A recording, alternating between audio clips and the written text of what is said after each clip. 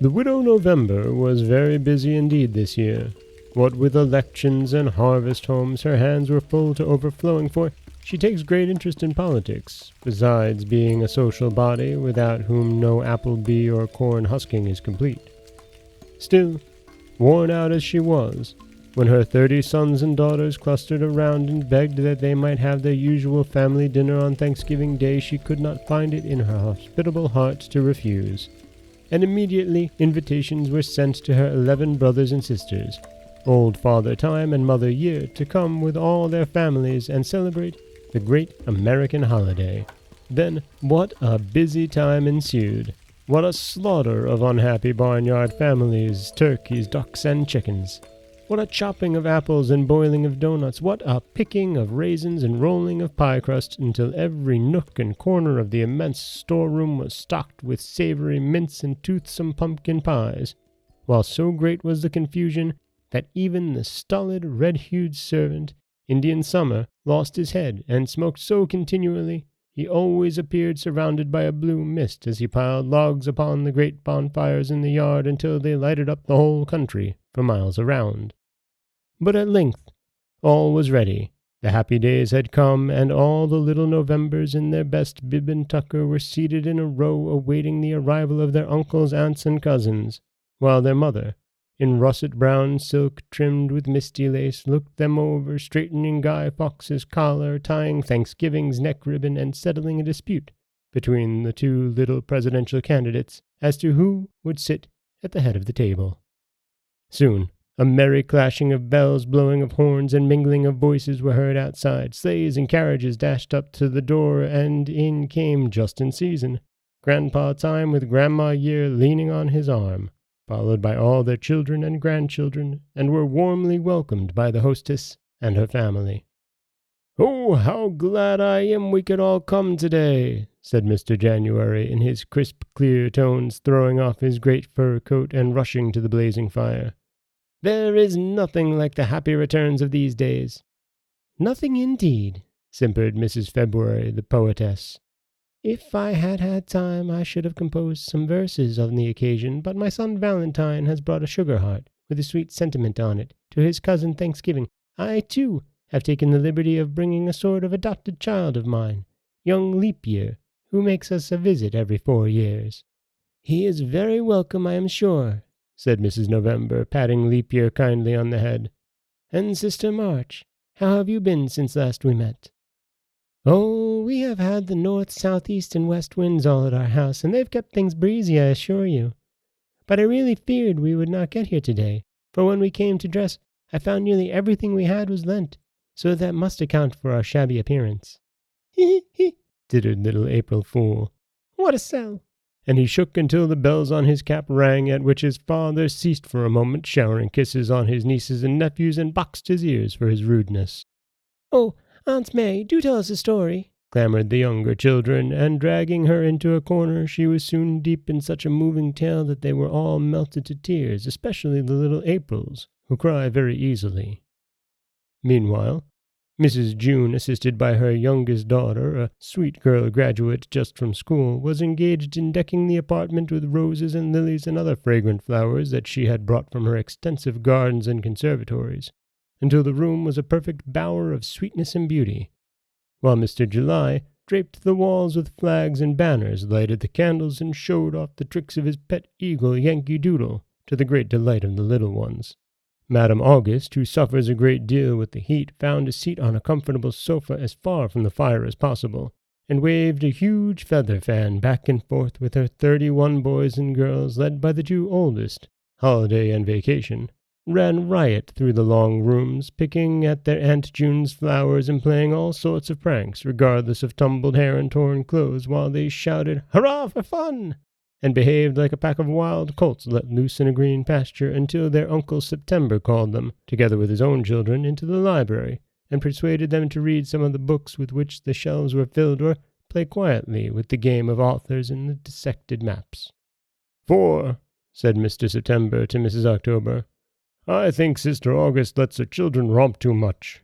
I always like improving games for mine, although I have a great trouble in making Equinox toe the line as he should." "That is because you are a schoolmaster," laughed Mrs. October, shaking her head, adorned with a wreath of gaily tinted leaves. "But where is my baby?" At that moment a cry was heard without, and Indian Summer came running in to say that little All Hallows had fallen into a tub of water while trying to catch an apple that was floating on top, and Mrs. October, running off to the kitchen, returned with her youngest in a very wet and dripping condition, and screaming at the top of his lusty little lungs. He could only be consoled by a handful of chestnuts, which his nurse, Miss Frost, cracked open for him. The little Novembers, meanwhile, were having a charming time with their favorite cousins, the Decembers, who were always so gay and jolly and had such a delightful papa. He came with his pockets stuffed full of toys and sugar plums, which he drew out from time to time, and gave to his best-loved child Merry Christmas, to distribute amongst the children, who gathered eagerly around their little cousin, saying, "Christmas comes but once a year, but when she comes she brings good cheer." At which Mary laughed gaily, and tossed her golden curls, in which were twined sprays of holly and clusters of brilliant scarlet berries. At last the great folding doors were thrown open. Indian Summer announced that dinner was served, and a long procession of old and young was quickly formed, and led by Mrs. November and her daughter Thanksgiving, whose birthday it was. They filed into the spacious dining room, where stood the long table groaning beneath its weight of good things, while 4 servants ran continually in and out, bringing more substantials and delicacies to grace the board and please the appetite.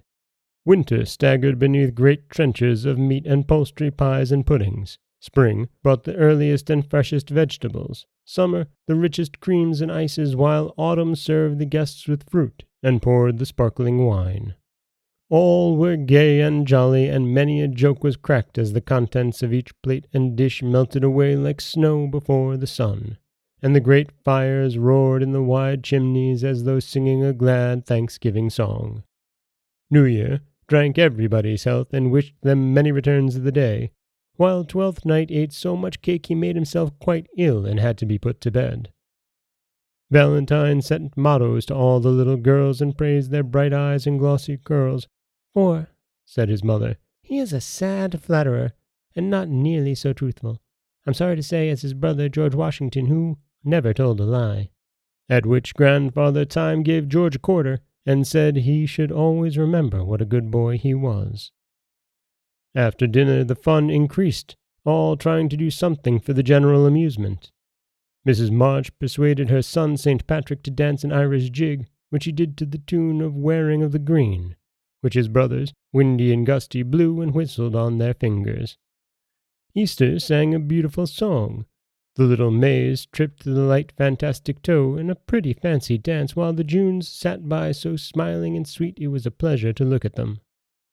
Independence, the 4th child of Mr. July, who was a bold little fellow and a fine speaker, gave them an oration he had learned at school, and the Augusts suggested games of tags and blind man's bluff, which they all enjoyed heartily.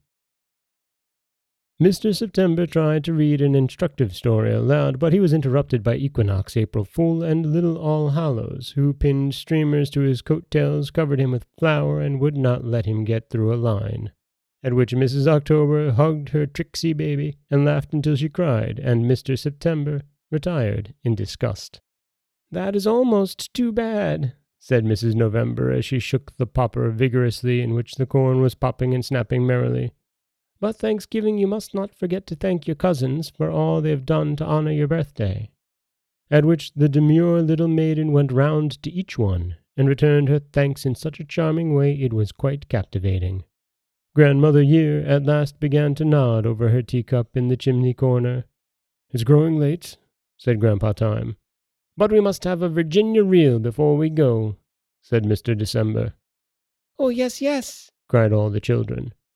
Merry Christmas played a lively air on the piano, and young and old took their positions on the polished floor with Grandpa and Grandma at the head.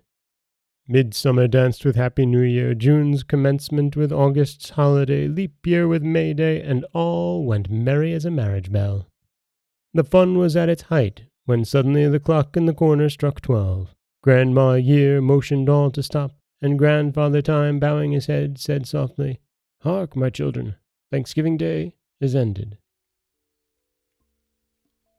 And that is the quite honestly rollicking tale of Mrs. November's dinner party, in which we see all of the months and seasons and holidays gather for Thanksgiving. That is a story from Harper's Young People in November of 1883, and I dare say that Agnes Carr really captured it. This is Dan Scholes for the Folktale Project. Don't forget that you can subscribe to the podcast on Apple Podcasts, Spotify, anywhere that you like to get your podcasts. You can follow us on Instagram and Threads at Folktale Project. If you'd like to help support the project, you can head over to patreon.com/folktaleproject. Or you could always just share the stories with someone you love. I do appreciate that. As always, thank you so much for listening.